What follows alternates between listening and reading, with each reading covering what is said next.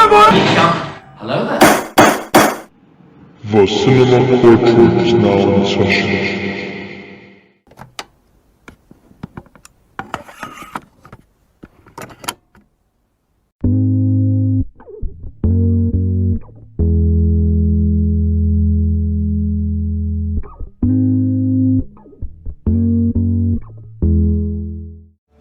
In my culture, death is not the end. It's more of a stepping off point. You reach out with both hands and bust and segment. They lead you into the green veldt where you can run forever. Ladies and gentlemen of the jury, welcome back to the Cinema Courtroom Show. And in case you're just tuning in for the first time, well, the essence of the show is basically where your favorite blockbusters await trial with your host and galactic judge, Mark. That's me. Do not forget to like and subscribe on whatever, and I mean whatever, streaming platform that you just be happening to listen to, whether it be Spotify, Stitcher, Anchor, Google Podcasts, Amazon, or the Cinema Courtroom YouTube channel. Because every click on the icon counts. Don't forget to ring the notification bell and share this podcast with your friends, family, cat, dog, pigeon, whomever. Now, without further ado, let us begin with our review topic. Black Panther Wakanda Forever. And of course, as I do with all releases, whenever I cover them in the same week, the review gets split up into two segments. A spoiler-free segment, where we're not going to be discussing spoilers at all. So if you haven't watched the movie, I encourage you to stick around for this podcast, because I will be, I might either be, not recommending the movie, or I might be hyping it up, or anywhere in between. Who knows? In a non-spoiler way that I can. And then, after a quick preview break, I'm going to talk about Wakanda Forever in all of its spoilery goodness and shortcomings. Now, without further ado, I hereby welcome you to our discourse about Black Panther Wakanda Forever. I would like to begin with sharing my non-spoiler insights. And by the way, if you watched my quick out-of-theater review for Black Panther Wakanda Forever, it was only a few seconds, mind you, because I wanted to reserve my full thoughts for the show. But if you had a chance to avail it, then you would already be comprehensive of many of the positive reviews that had covered Wakanda Forever and how agreeable they were. When I watched the movie and came out of it, I was like, you know what? I think those reviews were mostly accurate. Maybe the post-credits scene was overhyped, just a bit, which I will get to in the spoiler segment, but they obviously weren't joking about the it's technically called a mid-credit scene, paying tribute to Chadwick Boseman in the most touching way the writers knew how. What I mean by that is they didn't do a, montage or behind the scenes with inspirational music playing in the background. Instead, and don't worry, this isn't spoiling anything for now, but the thing I am talking about is canon to the Marvel Cinematic Universe, which means a future Marvel TV series or film down the road has to follow up on the post-credit scene. You'll get what I mean if you watch the movie. Okay, so that was just my brief insight on, the mid-credit scene for this movie. And now, I'm sure many reviewers have told people this, but I'm also going to confirm right here on the Cinema Courtroom Show, there is no Doctor Doom post-credit scene. Apparently that had been removed. Maybe it didn't even exist. But for now, Doctor Doom appearing in the MCU is only speculation. But hey, anything can happen. It's the multiverse. Or, present universe where they can pull off this kind of shit. But not in Black Panther Wakanda Forever. The next thing I want to establish is my non-spoiler impressions of Wakanda Forever as a movie. I think that Wakanda Forever was indeed a solid conclusion to Phase 4 of the MCU. The acting was infested with a variety of emotions from all of the actors who knew and commuted with Chadwick Boseman regularly on set, outside of a set, press conferences, perhaps on a personal first-name basis relationship as well. Especially Letitia Wright. She was an absolute badass in this movie. There are multiple scenes where Shuri is obviously grieving. Yeah, I think I can say that. I mean, try losing a brother, you know? This movie illustrates how Shuri is going through the process of grief in her own psychological way. A way that I think that MCU fans and the average moviegoer will definitely remember the most from Black Panther Wakanda Forever. And because this movie is a sequel that honors Chadwick Boseman. It's not a spoiler to say that the movie starts with his death, but how it carries on from such an integral moment is what's really worth the experience. Namor and Talokan was visually intriguing to behold. Ironheart was surprisingly fun.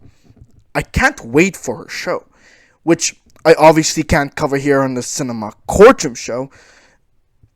Anyway, I think that also the pacing for Wakanda Forever was decent enough, I guess. I mean, it wasn't perfect, but it was bearable, although, and there are positive things to be said about this movie that outweigh the negative things. But I still have two minor issues with how this movie dealt with the third act of Wakanda Forever, and there was one really cheesy moment that they could have done without. Now, to many people, it isn't a cheesy moment. If anything, it might very well be an emotional moment. And I get why that is. But come on, guys. I mean, like, there were genuine, heartfelt moments that weren't cheesy at all and were already present in this movie. And it's not like we had to incorporate cheesy elements all of a sudden in those emotional scenes anyway. So, I mean, why did they feel the necessity to just put it in? I don't know. But luckily enough, it didn't ruin the movie for me. Although something else did. And it has nothing to do with the movie itself, but it's more of like a external factor. And I'm going to talk about that in a moment. The second criticism I have for Wakanda Forever is actually more of a fundamental writing issue than anything else. That's all I'm going to say for now, but I do urge the listeners tuning into this podcast to stick around and, yeah, just hear me talk about spoilers, which I'm going to do after I play a quick little preview of the movie, after which I'm going to get into the bare bones of this review. I just want to remind you again, after the preview break, I am immediately going into spoiler territory. This is your final warning. If you haven't seen Black Panther Wakanda Forever, please pause this channel, watch the movie, come back, resume play. I believe Spotify and a number of other platforms, I think as long as you have an account, it's going to save the progress of, the audio that you're listening to. So it's not going to require you to go to the exact timestamp that you paused in. Alright, so rest assured, there is a spoiler-filled discussion just waiting for you. And for the rest of you who've already watched Black Panther Wakanda Forever, let's talk about spoilers after the break. You left without saying a word. It hurt. I regret not being there with all of you. It was not easy. He was king and Black Panther to everyone. But to me,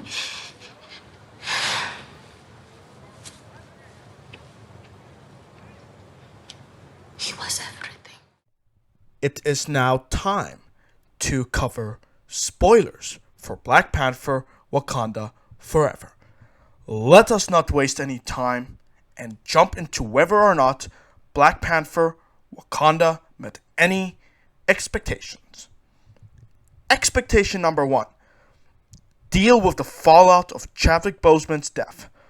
I didn't want him to just make his death a cop-out.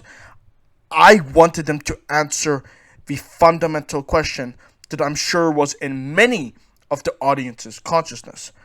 What happens as a consequence of the king of the most powerful nation passing away? The king is dead. What now? Can they function without T'Challa? I expected this Black Panther sequel to answer these exact questions in a riveting manner that is not only convincing, but it's, that elevates the drama and story. So, did Wakanda Forever meet that specific expectation? Yes, they did. In the beginning of Wakanda Forever, after the Marvel intro plays, Queen Ramonda is at a press conference with the United States government. The United States government and French soldiers attempt to steal vibranium from a Wakandan outreach center. The Dora Milaje kick their asses and then present the culprits to the US government. And then Queen Ramonda flat out says that yes, it has been 1 year since the death of Chadwick Boseman's King T'Challa. But his death didn't make us oblivious or weak in mind or have a lack of strength. Just because we lost our king and protector, it does not mean that we're going to let you sabotage us. So as far as meeting my expectation of dealing with the fallout of Chadwick Boseman and T'Challa's passing goes, this movie does it impeccably. As I've already mentioned, T'Challa is dead. Outsiders try to exploit Wakanda, the Wakandans retaliate. No one messes with Wakanda again. Just kidding, because the Talokans are up next on the list.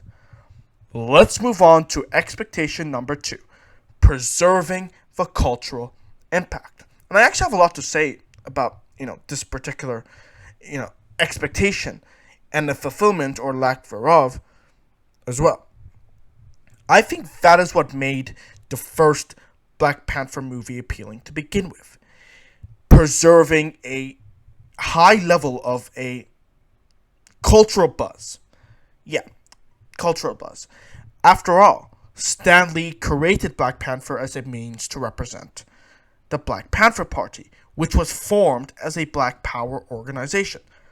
Black Panther is a story about African American culture and how African American culture is being ripped away from them by, and I'm gonna say it because it's factual, white colonizers.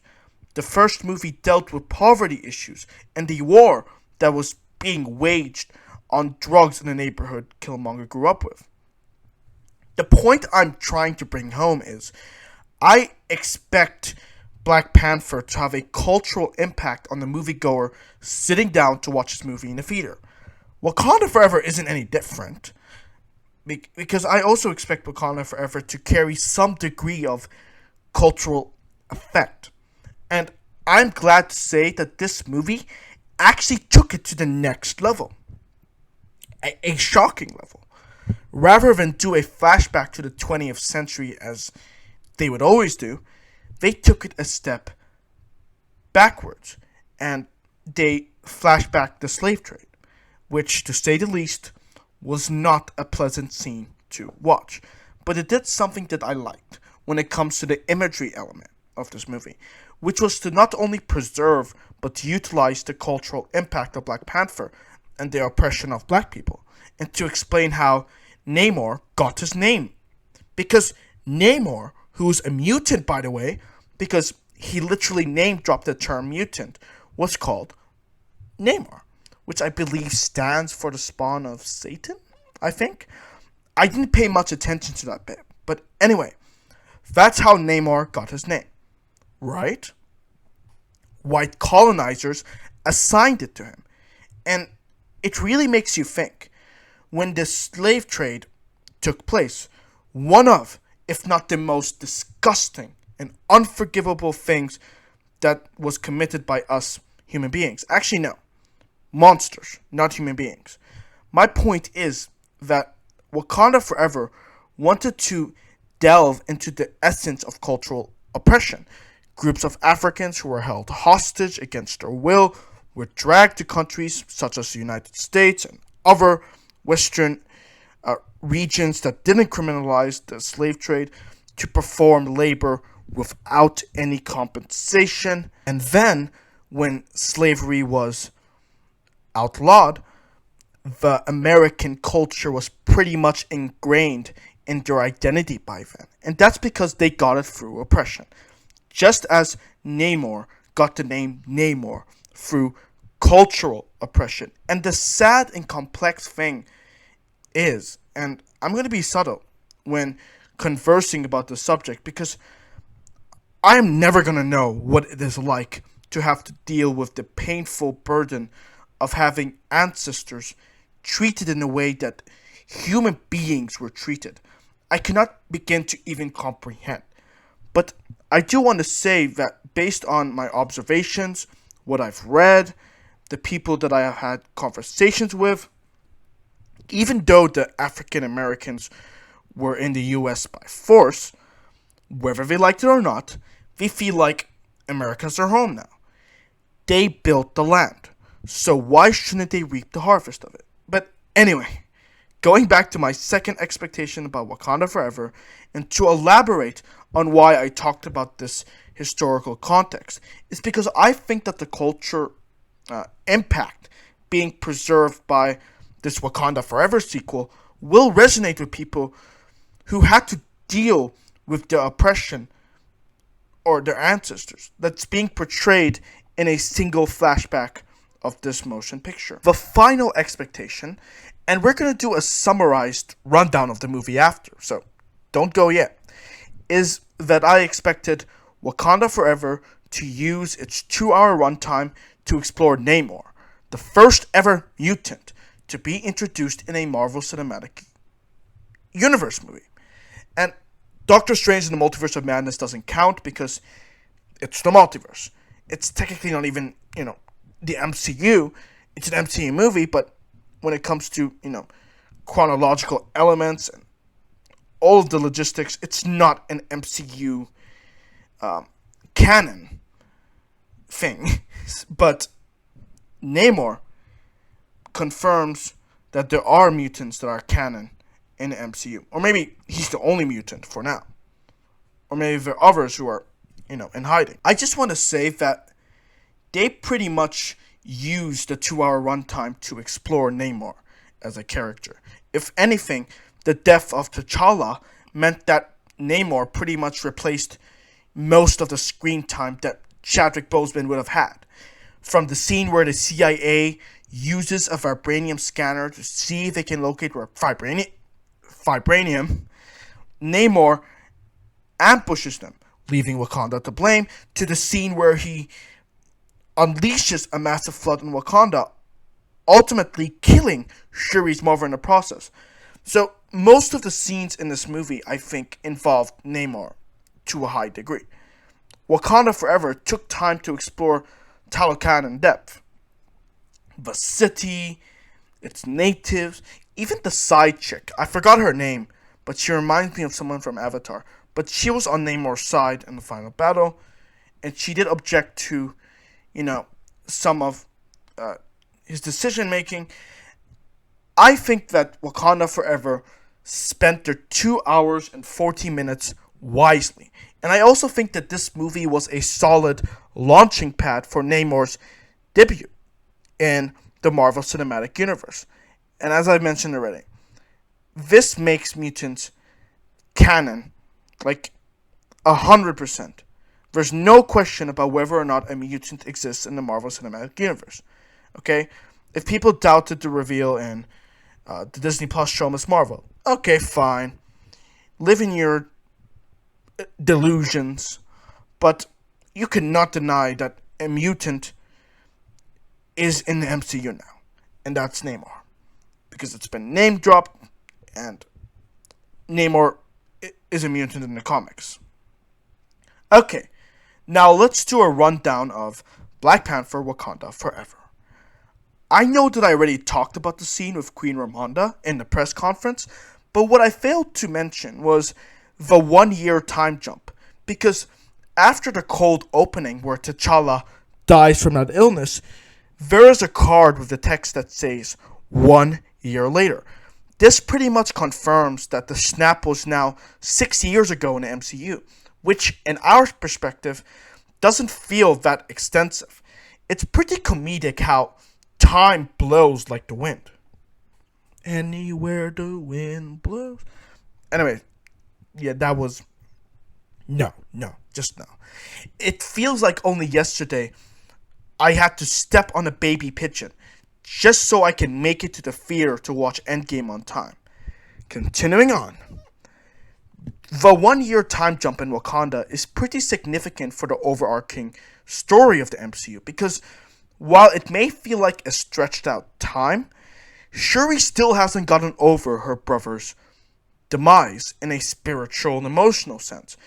In the beginning of the movie, she's like, "Please save my brother, and I'll never doubt your existence again." She's referring to Bast, the Panther god, in case you didn't know. And then, because Shuri is unable to recreate the heart-shaped herb, because the rest of it has been destroyed by Killmonger, T'Challa dies from his illness. I don't know if the audience understands this, but I don't think any character in this movie, other than the late Queen of Wakanda, had it worse than Shuri. They didn't feel as even half as responsible as Shuri, because they weren't the experts in the STEM field, but Shuri was. Shuri was, the genius kid who can probably replace a shattered organ for you right down the block. And she is now attempting to consolidate her brother's life. And she failed to do that. Therefore, while everyone else is mourning for something that was beyond their control, Shuri contemplates what she could have done and didn't do. They then fast-tracked the movie a year ahead after the intro, and Shuri is still wrestling with some guilt. Oh, and speaking of the beginning of this movie, I just want to say that don't you ever underestimate the impact of cinema programming. Just don't. I'm honestly going to delete any comment that's like, cinema programming doesn't correlate to a positive movie experience. Just don't, please. Like, I'm genuinely pissed at what I'm about to talk about next. And it is related to the beginning of the movie. So, just a little disclaimer. I'm going to be going on a little tangent. Good cinema programming can either maintain a positive movie experience, and bad cinema programming can ruin it without a second thought. And I don't want to do this on the podcast because it's probably going to sour my mood, but I did give you a disclaimer, so here we go.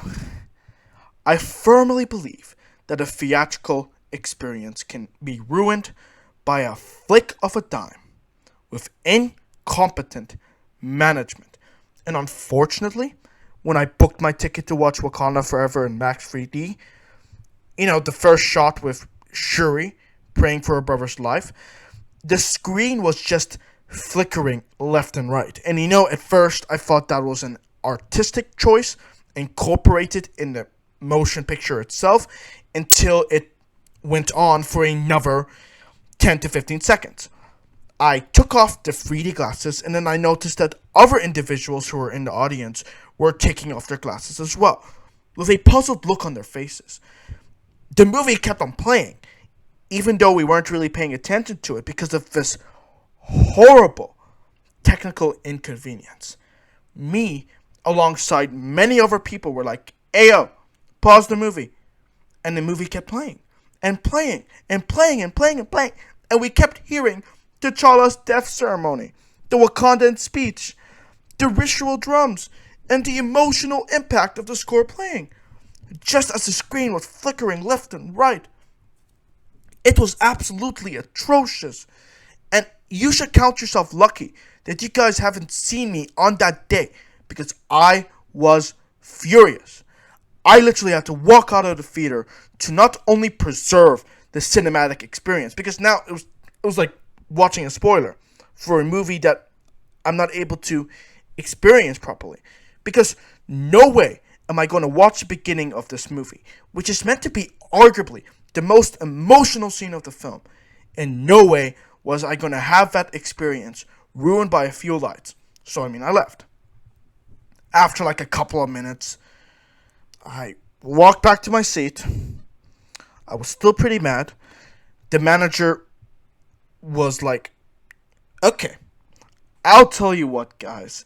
The projector for the 3D isn't working, but as a token of our sincere apology, a bullshit apology, but I kid you not, they gave us a complimentary showing of Black Adam.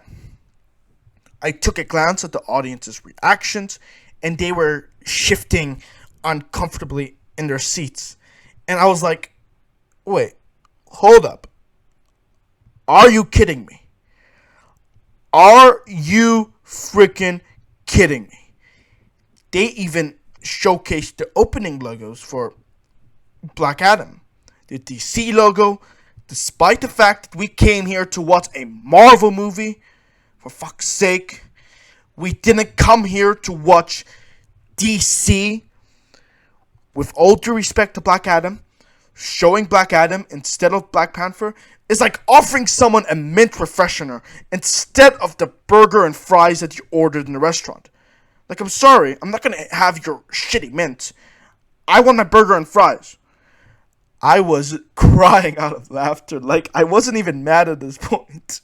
Like, I was just ready to go back home and, watch the 2D showing for Black Panther the next day. And, like, I was so baffled at the logic surrounding what degraded the theatrical experience. Instead of deciding on a convenient way to give us the movie that was promised, the movie that we paid for, just so you know, it's not like, it was like, oh, here, we gave you this movie for free. No, we paid for it. They gave us the movie that we didn't pay for in standard definition. Luckily, that same guy, I'm just going to call him the guy for the sake of calling him the guy. The guy realized that there was this new invention called 2D. And he thought to himself, so why don't we try it for Wakanda Forever? That should do the trick. In my head, I literally shouted out, not out loud, but I was like, in my head, thank you, some common sense. Because, I get it. And as annoying as that sounds, the 3D projector is disabled. But as long as I get to watch the movie at the end of the day, then I believe for myself that everything else is going to work itself out. Life as I knew it, not to be dramatic, but life as I knew it, was going to be okay. I wasn't going to ask for further compensation because the cinema chain had the common decency to grant everyone another ticket, valid for 6 months, free of charge, of course.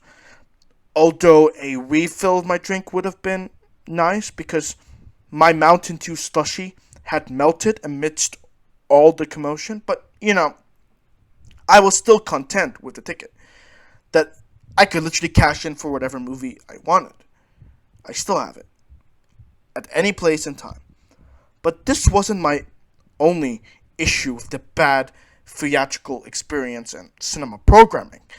As much as the beginning of Wakanda Forever was one of the best cold openings to any MCU film ever, having that interruption, it stripped away most of the impact. Like, maybe, just maybe, I would have gotten tears from the opening. And not being frustrated at the idiot manager offering to play Black Panther instead. And that would have been because of the way that the opening of Wakanda Forever was shot. The score, Letitia Wright's acting for the Shuri character, I would have teared up. It was beautiful. But alas, I didn't, and maybe that's a good thing. My point is, a bad theatrical experience correlates to a reduced level of impact from any movie, regardless if it's a movie directed by Steven Spielberg. If the cinema is, or the management is incompetent, then the movie is just ruined. And unfortunately, my review, or the movie, has to suffer with a bit of a negative review on behalf of a cinema's mistake. But I speak my mind, guys. You know me. If I wasn't really if I didn't get a good level of impact from the beginning of the movie, I'm mentioning it in my review. So that's just the way it's going to be. With that down, let's continue with the rundown of Wakanda Forever. Vibranium outside of Wakanda. The US government thinks that the Wakandans were the culprit of the assault on their team, because then, they think that vibranium can only be located in the Wakanda region.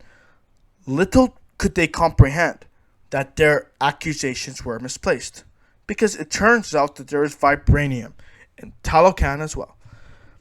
I think that this new development will be impactful for the Marvel Cinematic Universe as a whole, because now they introduced another source of vibranium, which is Talocan. And it explains why Namor was covered in it. It kind of adds to the Wakanda and Talocan alliance element to the movie. An alliance that I don't approve of. I will elaborate on that soon, I promise, but I did not approve of the alliance between the Wakandans and Talocan people. But it added, the fact that vibranium can be found somewhere else other than Wakanda, it added to the rich alliance, because now those two nations that are bound by land and sea can assist each other when Kang starts to invade or something. Or better yet, the leader of the Thunderbolts, Valentina, is hostile toward the Wakandans apparently, because she also shows up in Black Panther Wakanda Forever. So Wakanda is going to need people who are just as formidable as them with vibranium to back their asses up. I want to talk a bit about Ironheart. I may not think that she's my favorite character, or that she's important to Wakanda Forever, or the MCU, or not a Iron Man ripoff. But Ironheart was a fun character who was, mostly there for comic relief, but at the same time, she made Queen Ramonda's sacrifice more impactful, because when Namor invaded Wakanda and drowned the Queen Ramonda, the reason that she died was because she dragged Riri Williams out of the water and sacrificed her own life, to save Riri Williams' life. And I think that was pretty well done and executed, in my opinion. Because I actually thought that Queen Ramonda was, going to cough the water out and be hospitalized. But I should have learned my lesson with Aunt May and No Way Home, because both of them actually ended up dying. Both of them who are, mother figures, or the actual mother to the key protagonist of the movie. This scene alone, with Queen Ramonda's death moment, is going to be referenced for many of the episodes for the upcoming Ironheart show. Because after all, her near-death experience was prevented by the queen of the most powerful nation in the world. And survivor's guilt is a real thing. So it's going to be quite daunting to see the kid having to suffer that in the future, especially her own Ironheart show. There is another moment in Wakanda Forever where Shuri got to meet Killmonger, because Michael B. Jordan got to reprise his role as the iconic Black Panther villain. And it highlighted Shuri's bottled up rage. Shuri literally told her mother in the first few minutes of the movie that she had enough rage to burn down the world. T'Challa's death impacted her so deeply. Like, in a way, the writers wanted to make her an embodiment of the pain that I'm sure many people felt when Chadwick Boseman died. So, going back to that Killmonger reemergence, the only reason Shuri saw him was because Killmonger had that same feeling after, his father was murdered in the first Black Panther movie, in one of the flashback scenes. Alright, there are many other things that I want to give credit to this movie. The acting, emotional impact, and I promise that I'll get to that. But first, I want to discuss two criticisms that I have for Black Panther Wakanda Forever that have been nagging me. Even while talking about the movie now, I wanted to find an excuse to kind of bring up the criticism, because I would feel remiss as a movie pundit if I didn't talk about two flaws of this movie, which is what I'm about to do right now. There is a moment in this movie where I almost cringed, and it's a big shame, because 99.5% of that scene was well shot and edited. The part where, Shuri is about to execute Namor, and then they do this thing where everything that happens from the flood goes back in reverse, and then they show this happy moment of Shuri visiting Talokan and being amazed at the sheer wonders of it. All of the detail. Great. But then they had to put this template line, Shuri, show them who you are. I don't know if it was the way they cut the audio, but that line was cheesy. I get it. It's meant to illustrate Shuri's transformation into the hero that she becomes, and not the vengeful bitch. But it's not like they had to shoehorn this line in, because I already had a solid comprehension of Shuri's character arc at this point already. We didn't need a line to re-emphasize that again. Heck, I was already into Shuri's character ever since the first Black Panther movie. She was quite good in Infinity War, and I liked her reappearance in Avengers Endgame. So she doesn't have to show me or anyone who she is. The audience already knows. So yeah, that cheesy 6-word line wasn't needed for this movie. It was a waste. 3 seconds, they could have, they could have not included it. My next and last criticism for Wakanda Forever has to do with the plot of the third act. After Shuri spares Namor's life, she's on the edge of killing him, but then she doesn't. The writers mess up on the most stupidest thing.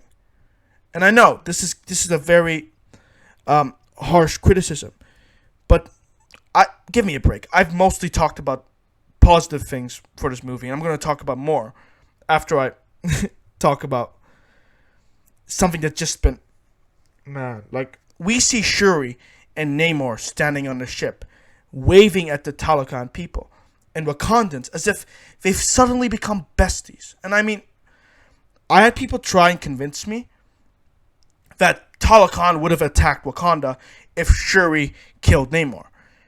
And I guess that's true. They would have, because Namor wouldn't be there to order the Talokan people to stand down. But the reason why Shuri could have still kept Namor alive, but as a prisoner, is because Namor had already yielded. Let's not forget that fundamental part. Namor surrendered. Shuri could have then had him in chains, and Namor could have just ordered the Talokans to stop assaulting Wakanda, and that he was going to talk things out with Shuri, M'Baku, everyone, into releasing him with embargoes put in place, maybe economic sanctions, I don't know. Because, Namor is a god to them. They're not going to question his authority if he orders Talokan to stop attacking Wakanda. And then, whether that be through a time jump or a third Black Panther movie, they could then develop Talokan as an ally to Wakanda, but in a more nuanced and slow burn-esque way, so that we can actually start rooting for them. Like, guys, don't forget, Shuri, who is now the Queen of Wakanda, it is against her character arc to break bread with the same person who drowned her mother. Yes, she practiced self-restraint and didn't kill Namor in a fit of rage, but gosh damn it, she should still be angry. And if not angry, she should just go home, think everything through, and then maybe offer a peace deal to Talokan. Like, the peace deal isn't the inherent issue that I have with this aspect of the plot. What I'm really trying to assert is that for a movie that is portraying a conflict between one powerful nation and another, it had failed to accurately portray what actually happens in a de-escalation of a war situation before an alliance. And I know, this is the same universe as over-the-top artificial intelligence and a talking raccoon, but we're still talking about humans and a country that, represents itself in the UN. So, step one, in order to have an alliance with Namor and Wakanda, the armistice. Step 2, contemplation. Step 3, a mutual or mutant, hint hint, threat that is about to compromise both sides. And then, when step 3 is done, Wakanda and Talokan can team up and be buddies. But anyway, I just wanted to get this criticism off my chest. I was a tad underwhelmed with the credit scene. Maybe because I'm not into the trend of just any MCU character having children. I mean, Iron Man, he had Morgan, but that was Morgan Stark was actually elevating for the emotional impact of Avengers Endgame. But for some reason, I felt like the reveal of T'Challa II was meh. But other than that, the scene with T'Challa's son still paid a good amount of tribute to Chadwick Boseman, which is all I can ever ask for from a movie like Black Panther Wakanda Forever, with a leading actor being absent from the production.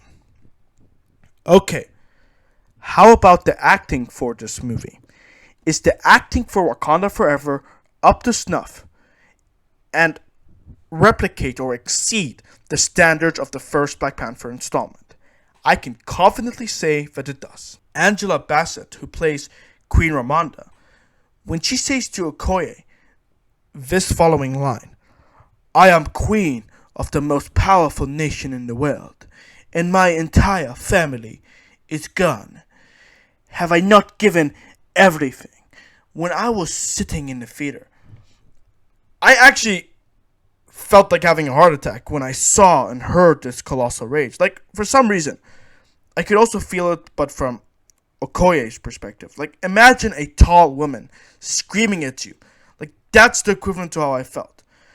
The acting and how it enhanced my experience in the cinema was absolutely surreal. This leads to the final thing that I want to converse about for Wakanda Forever: the level of emotional impact. I think the part that struck me the most, it has to be the ending. Shuri is about to do her ritual, and to be honest, I don't know what that ritual was supposed to be exactly, but essentially, she reflects on the memory of King T'Challa. And for the first time in this movie, we get to see footage of Chadwick Boseman and Letitia Wright together on screen, just as we got to view them in the first Black Panther picture, because the footage was recycled, so that wasn't anything new. Now, to some people, or so-called critics, that might come off as cheap or lazy, because they think CGI can solve the roots of their problems, such as the deficiency of their love life. And I hope there aren't actual people who think that, they could have CGI'd Chadwick Boseman, because I think the way that they've gone for this movie was honestly the best thing that they could have done to honor Chadwick Boseman, especially when taking into account the circumstantial variables that impacted the production of this movie to a large extent. And I think they executed the reappearance of Chadwick Boseman on screen beautifully, in my opinion. So, I mean, yeah, on that note, the cinema courtroom contends that Black Panther Wakanda Forever, although of the occasional loose plot and over-the-top cheesy elements, it is filled with majestic visuals, the right beat of emotions, the second best movie of the MCU's Phase 4, and pays homage to a respectable actor in the film industry, Chadwick Boseman, in the best way that it knew how. All in all, I think that Black Panther Wakanda Forever is nothing short of exceptional for the most part of this motion picture to the average live-action Marvel fan, and other people who are into this picture for a good time, but not a long time. And now we begin to approach the second half of the cinema courtroom show, which is the post-sentencing hearing. What is the post-sentencing hearing? Well, I'm rather glad you inquired about this, because in the first half of the Cinema Courtroom podcast, we reviewed Black Panther Wakanda Forever, which is one of many films that I have selected, old and new, big and small, underrated and overrated, the broken and the damned, black, white, brown, orange, and blue. Then, in the second half of the Cinema Courtroom show, I assemble all of the leftover topics, just like Doctor Strange assembled the Avengers, that pertain to the film industry overall. Movie news and movie-relevant subject matters that aren't just limited to one specific movie, and integrated into one post-sentencing hearing list. You may perceive it as an after-party that is long overdue, where you, yes you, the awesome, amazing listeners, which is pretty much the same word, tuning in on Spotify, Stitcher, Anchor, Google, Amazon, or the Cinema Courtroom YouTube channel, where you may also gain access to some exclusive video content that you're not going to get on Spotify, Stitcher, Google Podcast, Amazon. You are invited to join me here in the post-sentencing hearing, or in judiciary terms, an invitation to a retrial in order to rectify an unfair hearing. Because sometimes, like your organic sapient that I am, I find that I've been too critically generous or harsh about a movie. So the majority of the time, or all of the time really, my opinions do change after a rewatch or two, which means I'm compelled to review it again in a post-sentencing hearing. If you listen this far into the podcast, then I salute you for sticking around to the second half of the Cinema Courtroom show. We are going to cover the following: a Peacock record destroyed by Halloween Ends, Avi Arad blasting the Sony and Marvel deal, what's that about? And to finish off this hearing, what to do and not do in the cinema.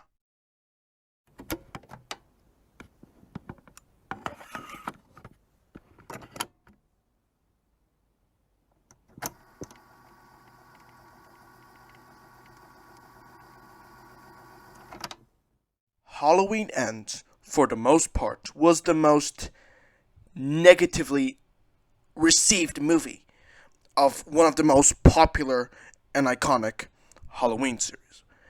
There's no question about that. Halloween Ends didn't really leave the cinema with the best of reviews. In fact, many people said that the other installment was, better just by pale comparison. Which is why I found it quite interesting when I just read on Screen Rant that despite the negative reviews surrounding this picture, it still managed to rank in 8th place with 717 million viewers tuning in to watch it on the Peacock streaming platform. Now, someone might jump on the bandwagon and be like, See, Halloween Ends is an underrated masterpiece because look at how many viewers happen to be watching it. Hold on, Billy. There are some extra variables that you may have not taken into account yet. Have you maybe considered the possibility that maybe those million of subscribers left the movie running while they're away from their keyboard? They could just be taking a shit, or maybe they had a delivery, so they had to, maybe they forgot to pause the movie. Regardless, though, shattering a Peacock record is no small feat, and especially, when it comes to a PR standpoint, if the movie had adverse reception throughout its theatrical run and after its theatrical run. Well, clearly, post-theatrical run, it's breaking Peacock records. I also think that, in my humble opinion, there is no correlation between bad critic reviews and the final projected number of how well a movie is doing property-wise. Whether it be a high box office margin or simply shattering a record on a streaming service like Peacock. The question I have for the listeners tuning into the Cinema Courtroom right now is, what do you think about Halloween Ends shattering the Peacock record to begin with? Do you think that maybe it's quite reductive of what people really think about a movie? Or maybe people genuinely, upon rewatching it for the second time, thought that the movie was quite exceptional. Whatever your thoughts are, let me know in the comment section below or our Twitter inbox at Cinema Courtroom. Here is a question that I'm almost certain is on many people's consciousness. Does Avi Arad hate Marvel's deal with Sony? And I mean, that's a fair question to ponder because Avi Arad is the producer of Spider-Man. It's almost like whether or not he hates the Marvel and Sony deal is equivalent to a concerned parent who is skeptical about the well-being of their child. It's normal. Well, here's the answer to this question, and it comes from an extract from an upcoming book called With Great Power, How Spider-Man Conquered Hollywood During the Golden Age of Comic Book Blockbusters. They couldn't have made this title any longer. I mean, jeez. So anyway, the direct disclosed something from the extract that's very intriguing to read. And that's Avi Arad saying something quite telling about the Sony and Marvel deal in the following statement. They did it for money. Terrible. Like giving away your kids for adoption just because you're not sure what to do with them. So that was a short quote. But I'm sure that if you buy With Great Power, How Spider-Man Conquered Hollywood During the Golden Age of Comic Book Blockbusters, you're going to find his statement with context surrounding it. Or perhaps he's actually onto something when he actually means full stop. They did it for the money. Marvel and Sony weren't being altruistic when it came to the Spider-Man deal. Or maybe Avi Arad is just being salty because he woke up on the wrong side of the bed one morning. I mean, it could be both. I, for one, think that his stance might be a little out of place, especially because I think that the Sony and Marvel deal was the best thing that both the MCU and Sony Pictures could have done. Especially given the poor situation with Andrew Garfield and the Amazing Spider-Man franchise.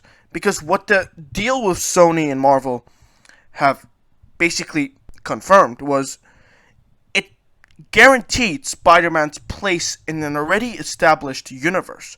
From the first Iron Man to, at the time, Age of Ultron, and then they came up with the deal for Spider-Man to show up in Civil War. It pretty much guaranteed 3 movies without a single one being cancelled.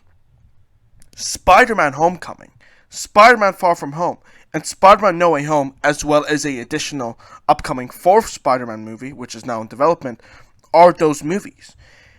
Under Avi Arad's leadership, however, there are only 2 movies with Andrew Garfield, with a third movie being cancelled. We don't even know if it's going to be made today or at any day, because there's a petition that's gone out online where people essentially want them to make The Amazing Spider-Man 3 with Andrew Garfield. And Sony has the right to do that, because Spider-Man is the sole property of Sony Pictures. So, hey, they can go ahead and do that, or just, let the MCU take care of Spider-Man for them.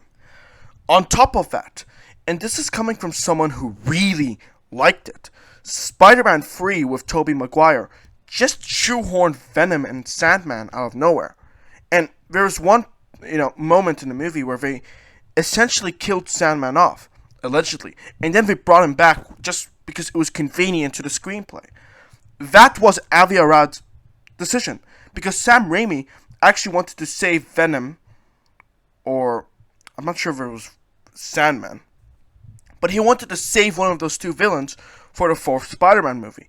But Avi Arad wanted to create a packed movie, because I don't know what he was thinking. Maybe, 3rd movie, up the stakes a bit, But whatever his mindset was, and even though Tobey Maguire's Spider-Man 3 was severely underrated in my opinion, the scene where Harry Osborn died is probably one of the most gut-wrenching scenes out of all of the other Spider-Man movies, but still, it didn't perform well in the box office, and I'm pretty sure that many people would have Avi Arad to blame for that.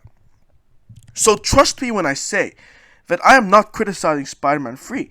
It's just that there was a lack of organization when it came to handling the Spider-Man trilogy, or lack thereof. But all of that got fixed as a result of the Sony and Spider-Man deal. Because although there have been a few bumps along the way, Tom Holland got 3 movies. And fingers crossed, they're going to go through the 4th installment with Tom Holland. And even if there isn't going to be a Spider-Man 4, Tom Holland's Spider-Man had more appearances in movies when compared to Tobey Maguire and Andrew Garfield. Tom was in Civil War, Homecoming, Infinity War, Endgame, Far From Home, and of course No Way Home. In fact, all 3 of the Spider-Man were in No Way Home. There is no question that Spider-Man had an eventful career in the MCU. Again, especially in No Way Home. Had it not been for the Sony and Marvel deal, which, again, Avi Arad claims that it's just to make money, there wouldn't have even been a crossover between 3 different Spider-Men. They wouldn't have developed the bond between the audience and Tom Holland if they hadn't had the deal at all. And then it wouldn't have been as impactful. So, I don't know. Perhaps Avi Arad had some valid concerns, but when you say something like, they did it for money, well, I know I've been arguing against that statement, but let's say on the off chance they did do it for money, and chances are 99.5% chance. Filmmakers don't create art for fun. They create it to generate a profit margin. If you want to see filmmakers who make movies for free, go watch a fan film, or go watch check out one of those free libraries where they offer free movies that are low budget or straight to television, or go watch a movie on cable where they're going to put ads every few seconds, Trust me, No Way Home wouldn't have been made to begin with if the studio wasn't going to get a return on their investments. Anyways, you're only hearing my perspective and many other people's, thoughts when it comes to Avi Arad blasting Marvel's deal with Sony. Although blasting is kind of a big word. Maybe I might put it for clickbait or something. If you're not one of those people, are you? I honestly don't know. So why not let me know whatever your thoughts are in the comment section below, or our Twitter inbox at Cinema Courtroom. Links are in the description below. If you are interested in all of my hot takes that pertain to popular motion pictures, perhaps some that you've never even heard of before, today is the day, ladies and gentlemen, to get your free subscription of the Cinema Courtroom Show. By clicking this podcast, you will gain access to over 20 episodes on our RSS feed, and it's going to be updated twice a week. So chances are you might find a movie that you're fascinated with, or even better, you've never even heard of the movie, and looking for a quick introduction is all you might be going for. And that's totally fine, because I get it. Time is money. There is no point in wasting it. So why not stick around? I will do the talking for you. The cinema experience, for the most part that is a relaxing and escaping one, for as long as you know what to do and not do when conducting yourself there. Black Panther Wakanda Forever, which I already reviewed in this episode of the Cinema Courtroom podcast, was just released a few days back, and as such, tentpole movies like Black Panther tend to reciprocate a large crowd. If you happen to be a part of such a heavy movie-going crowd, then let's talk about 3 things to do and not to do when going to the cinema. And I'm totally not going to sound patronizing while I talk about all of that jazz.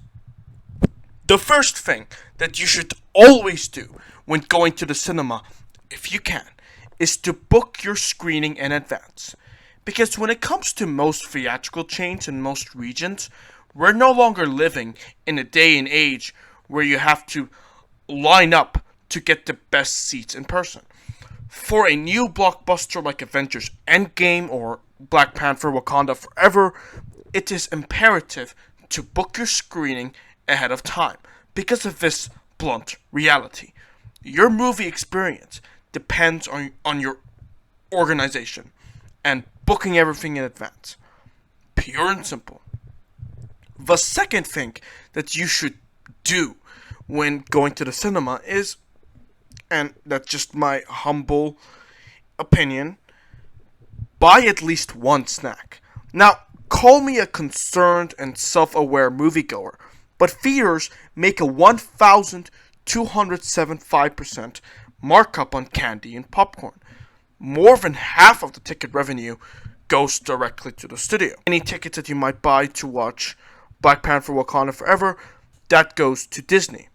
And other expenses that have to be accommodated, such as, the syrup that the theater would need to utilize to enhance their candy. By buying at least a small popcorn, you're not only going to not starve in the middle of the movie, but it kind of solidifies the theatrical experience. Because I don't know, guys, like, when I think about the cinema, I just think of popcorn in my mind, and the big screen, and, the place where you can just rest your popcorn and then eat it while watching the movie. It's also like a hilarious way of measuring your self-restraint. Are you or are you not going to finish your popcorn before the movie even begins? I mean, who knows? That is such a philosophical question. The answer to that varies on how one is addicted to popcorn. The third thing you should do in the cinema is bring a person with you. Like, if you can. It can be a family member, a friend, a date for Valentine's Day. Because I've noticed that most people who watch a movie by themselves, they leave the theater just as they're about to talk about the movie. And then they realize that, oh, well, there's no one but me leaving the theater. Like, as for me, I think that I'd rather take it or leave it when it comes to bringing someone with me to the cinema. Sometimes, when I just need a break from everything and everyone, sitting in a movie theater by yourself is a good distraction. But other than that, just like it is when you're buying snacks, you're also helping the cinema because you're buying another ticket, and then more of that percentage, however less that it is, goes to the cinema chain. Alright, so just to recap the things you should do when going to the cinema. First, book your screening in advance. 2, buy at least one snack. And 3, bring someone with you. if that is possible, or if you don't want to take a break from everyone or anything. Let's move on to things that you shouldn't do. The first thing being making unnecessary sounds. Guys, I cannot stress enough the need to shut up when other people are enjoying the damn movie. If you're in a cinema with me, and I know it happens, but if you're talking too loud on the phone, laughing at the serious scene, I've had that with Top Gun Maverick when Iceman appeared. Like, I saw some kids laughing down the aisle, and I was like, "Oi, shut up!" Like, spoiling the movie if you're watching it for the second time by yourself, or with someone who has stumbled upon the misfortune of watching the movie with you. Please don't be offended if I tell you to shut up. Like, I paid for my ticket just as you did, and because you're also here, and because you bought a ticket, don't ruin the movie for yourself, and don't ruin it for others. And only laugh for like a few seconds if the movie isn't a comedy. Like, if the scene genuinely makes you laugh, or if it resonates with your sense of humor, laugh away. But don't start laughing like a demented witch on crack while snorting your chocolate milk for the rest of the movie, or you will be asked to keep quiet. I paid to hear the movie. I did not, however, pay to listen to you. Take your crying infants, do your breakups, making out, phone calls, do all of that somewhere else, not in the cinema. The second thing that you should refrain from doing when going to the cinema is, and it should honestly go without saying, but sometimes all of us need a little reminding, being rude to the cleaners and staff who are actively trying to enhance your theatrical experience. It's one thing to be upset at service that's not up to snuff. Like, you have the right to be angry at that as a paying customer. For a matter of fact, when I reviewed Wakanda Forever, I conversed in length about how idiotic the theatrical experience for the movie was because the 3D projector was malfunctioning and there was no solid excuse to back that up. But it's one thing to, give criticism or make a complaint about something that's a real issue. But it's a whole nother thing to berate a worker for something that they're already being underpaid to do anyway. They don't owe you what is above their pay grade. So, just take it up with the manager, but at the same time, don't be a Karen. Because I know, some of you might be thinking, wait, doesn't, taking it up with the manager make me a Karen? No, not if you're doing it politely. Because I know that you're better than this, ladies and gentlemen. And if you're eating your snack, pick up the box and take it with you. I'm not saying that you should scrubby the floors for them, because the cleaners are still commissioned to do their job at the end of the day, but it should still be in everyone's best interest to make their jobs easier for them and time efficient, because then they won't have to pick up your popcorn. You're the one that picked up the box, and you can just throw it on your way out, because I'm sure there's a trash can outside of the screening area. The third thing, and this is something that if you actually do, then you're pretty much requesting me or someone who wants to enjoy the movie without spoilers to get punched in the face. That's right, spoiling the movie on your way out. Don't do that.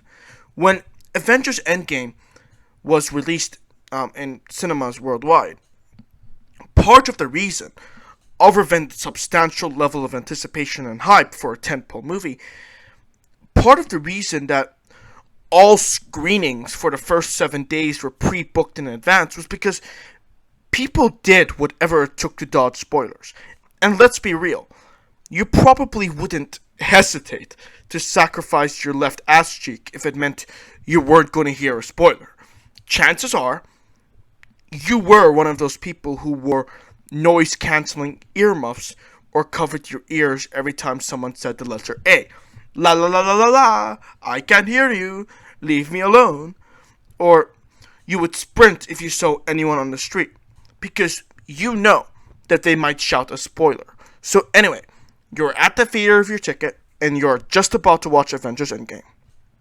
Some pathetic individual starts to talk about how it ends, just as they're striding past you, because, I don't know, maybe they're the only people on the planet who are going to watch Avengers Endgame. It's not like other people booked their showing after them. They're the only people, right? I mean, so they can be inconsiderate all they want. My point is, don't spoil the movie on your way out, because that is an asshole thing to do. And that, ladies and gentlemen, are the list of the 6 things that you should and should not do when viewing a picture in the cinema, in order to preserve the wonderful theatrical experience. If you have anything to add to this list, or argue to these 6 things, do me a favor and let me know in the comment section below, or our Twitter inbox. We have now approached the threshold of the Cinema Courtroom Show podcast. Thank you for tuning in to this feed, where we critiqued movies. I had a lot of fun doing this podcast, so be sure to subscribe if you enjoyed the 25th episode of the Cinema Courtroom and would like to see more. I hope to see you guys again in the next episode, where we're gonna talk about, yet again, another motion picture. Catch my review for that movie when the next and 26th episode of the Cinema Courtroom Show launches this coming Friday at 5:30 p.m. Dubai Standard Time on YouTube, Spotify, Stitcher, Google Podcast, Anchor, and the Amazon Music platform. Thank you once again for listening till the end. I am your galactic judge and host, Mark, and I hope you have a spectacular day.